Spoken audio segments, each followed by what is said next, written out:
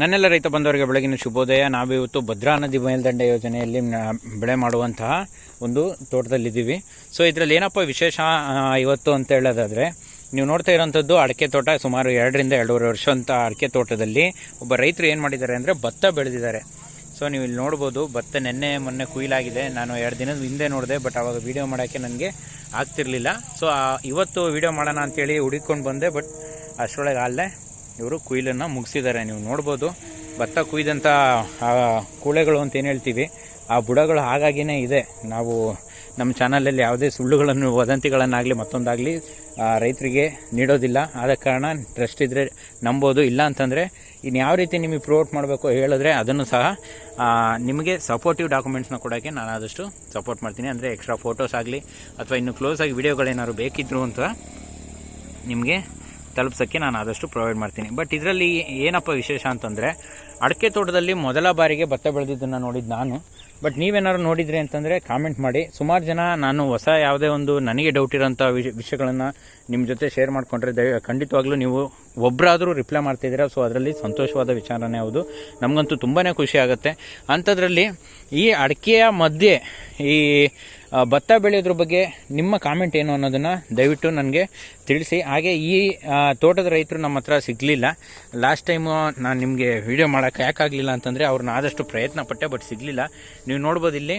But ಈ ಭತ್ತದಲ್ಲಿ ನಾವು ಗದ್ದೆಯಲ್ಲಿ ನೋಡಿದಂಥ ಕ್ಲಿಯರ್ ಆಗಿ ಭತ್ತಗಳು ಇದರಲ್ಲಿ ಬೆಳೆದಿಲ್ಲ. ಯಾಕಂತಂದರೆ ನಾಟಿ ಮಾಡಿದ್ಮೇಲೆ ಇವರು ನೀರನ್ನು ಅಡಿಕೆ ಮತ್ತು ಭತ್ತಕ್ಕೆ ಎರಡಕ್ಕೂ ಮಿಂಗಲಾಗಿ ಬಿಡಬೇಕಾಗತ್ತೆ. ಜಾಸ್ತಿ ಬಿಟ್ವಿ ಅಂದರೆ ಅಡಿಕೆಗೆ ಪ್ರಾಬ್ಲಮ್ಮು, ಕಡಿಮೆ ಬಿಟ್ವಿ ಅಂದರೆ ಭತ್ತಕ್ಕೆ ಪ್ರಾಬ್ಲಮ್ಮು. ಸೊ ಆದ ಕಾರಣ ಇವರು ಮ್ಯಾನೇಜ್ ಮಾಡಿರೋದ್ರಿಂದ ಭತ್ತದ ನಡುವೆ ಸ್ವಲ್ಪ ಕಳೆಗಳು ಸಹ ಹೆಚ್ಚಾಗಿ ಬೆಳೆದಿರೋದು ನಮಗೆ ಕಂಡುಬರುತ್ತೆ. ಇಲ್ಲಿ ಭತ್ತವೂ ಸಹ ಅಷ್ಟಾಗಿ ದಿಂಡು ಹೊಡೆದಿಲ್ಲ. ನಮಗೆ ಈ ಕೊನೆ ಹೊಡೆಯೋದು ಅಂತ ಏನು ಕರಿತೀವಲ್ಲ ನಾವು, ಸೊ ಅದು ಸಹ ಈ ಭತ್ತದಲ್ಲಿ ಕಡಿಮೆ ಇದೆ.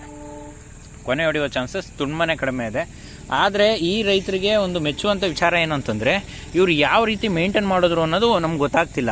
ಯಾಕೆಂತಂದರೆ ಈ ವರ್ಷ ಮಳೆ, ಲಾಸ್ಟ್ ವರ್ಷ ಮಳೆ ಅಷ್ಟು ಚೆನ್ನಾಗಾಗಲಿಲ್ಲ. ಮತ್ತು ಈ ವರ್ಷ ನಮ್ಮ ನೀರಲ್ಲೂ ಸಹ ತುಂಬಾ ವ್ಯತ್ಯಯಗಳಾದವು. ಅಂತಂದರೆ ಚಾನಲ್ ನೀರುಗಳಾಗಲಿ ಮತ್ತು ಹೊಳೆಗಳಲ್ಲಾಗಲಿ ನೀರು ನಾವು ಅಂದ್ಕೊಂಡಂಥ ರೀತಿಯಲ್ಲಿ ಪ್ರಮಾಣದಲ್ಲಿ ಬರ್ತಾ ಇರಲಿಲ್ಲ.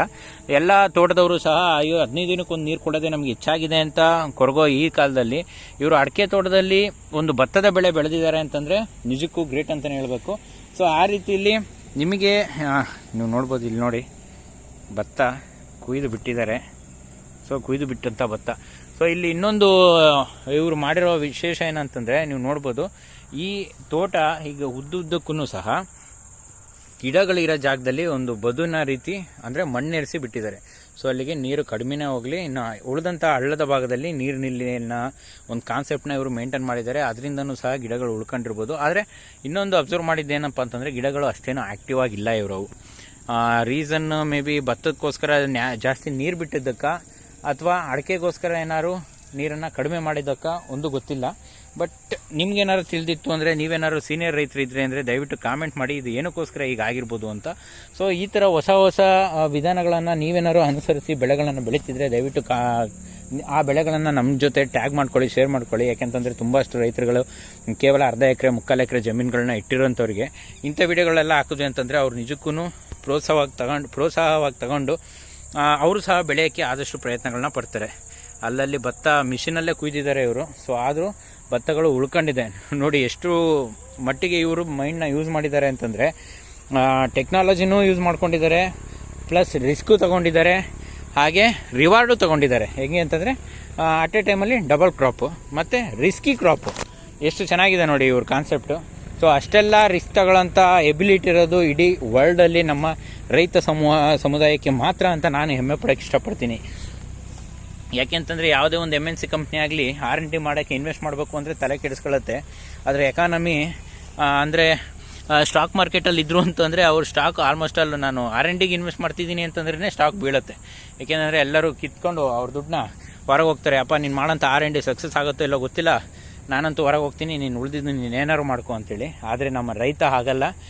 ದೇಶದ ಬೆನ್ನೆಲುಬು, ಇನ್ವೆಸ್ಟ್ ಮಾಡೋಕ್ಕೂ ಇದ್ರಲ್ಲ, ಹೊಸ ತಂತ್ರಜ್ಞಾನನ ತನ್ನೊಳಗೆ ಅಳವಡಿಸ್ಕೊಳ್ಳೋಕ್ಕೂ ಎದುರದೇ ಇರುವಂಥ ಗಟ್ಟಿ ಜೀವ ಅಂತಂದರೆ ಅದು ನಮ್ಮ ರೈತ ಜೀವಿ ಮಾತ್ರ. ಸೊ ಅದಕ್ಕೋಸ್ಕರ ನಾವು ಹೆಮ್ಮೆ ಪಡಲೇಬೇಕಾಗತ್ತೆ. ಸೊ ಇದೇ ಥರ ನಿಮ್ಮ ಭಾಗದಲ್ಲೂ ಸಹ ಏನಾದ್ರು ಹೊಸ ರೀತಿಯ ಬೆಳೆಗಳನ್ನು ಟ್ರೈ ಮಾಡಿದ್ರಿ ಅಂತಂದರೆ ಅಥವಾ ನೀವೇನಾದ್ರು ಟ್ರೈ ಮಾಡಬೇಕು ಅಂದ್ಕೊಂಡಿದ್ರು ಅಂತಂದರೆ ದಯವಿಟ್ಟು ನನಗೆ ಕಾಮೆಂಟ್ ಮಾಡಿ. ಏಕೆಂದರೆ ನಮ್ಮ ಚಾನಲಲ್ಲಿ ಸುಮಾರಷ್ಟು ವೀಡಿಯೋಗಳನ್ನು ಹಾಕ್ತಾ ಇರ್ತೀನಿ. 10 ವರ್ಷ ಬೆಳೆದಂಥ ಅಡಿಕೆ ತೋಟದ ಮಧ್ಯೆ ತರಕಾರಿ ಬೆಳೆಯುವಂಥ ವಿಡಿಯೋ ಆಗಿರ್ಬೋದು, ಮತ್ತು ನಿಮ್ಮ ಹಸುಗಳಿಗೆ ಮೇವಿರ್ಬೋದು, ಮತ್ತು ಹಸಿರಲ್ಲೇ ಗೊಬ್ಬರ ತಯಾರಿಸ್ಕೊಳ್ಳೋಂಥದ್ದು ಇರ್ಬೋದು. ನೋಡಿ, ಇವತ್ತು ಆಗ್ತಿರುವಂಥ ಅಡಿಕೆ ಮಧ್ಯೆ ಭತ್ತದ ಬೆಳೆ ಇರ್ಬೋದು. ಇವೆಲ್ಲ ಒಂಚೂರು ಡಿಫ್ರೆಂಟ್ ಆದಂಥ ತಿಂಗಳೇ ಯಾವುದು. ಮತ್ತು ಈ ನಮ್ಮ ಶುಂಠಿ ಬೆಳೆಯ ನಡುವೆ ಬೇರೆ ತರಕಾರಿ ಬೆಳೆಗಳನ್ನು ಬೆಳೆಯುವಂಥದ್ದು ಆಗಿರ್ಬೋದು. ವಾರ್ಷಿಕ ಬೆಳೆಗಳನ್ನು ಹೇಗೆ ಬೆಳ್ಕೋಬೇಕು, ಹಾಗೆ ನಾವು ಸಾಗವಾನಿ ಮರಗಳನ್ನು ಯಾವ ಭಾಗದಲ್ಲಿ ನೆಡಬೇಕು ಅನ್ನೋದನ್ನೆಲ್ಲ ನಮ್ಮ ಚಾನಲಲ್ಲಿ ಆಲ್ಮೋಸ್ಟ್ ಆಲ್ ವೀಡಿಯೋಗಳನ್ನು ಅಪ್ಲೋಡ್ ಮಾಡ್ತಾನೆ ಇರ್ತೀನಿ. ಸೊ ಇದುವರೆಗೂ ನೀವೇನಾದ್ರು ನಮ್ಮ ಚಾನಲ್ನ ಸಬ್ಸ್ಕ್ರೈಬ್ ಮಾಡ್ಕೊಂಡಿಲ್ಲ ಅಂದರೆ ದಯವಿಟ್ಟು ಸಬ್ಸ್ಕ್ರೈಬ್ ಮಾಡ್ಕೊಳ್ಳಿ.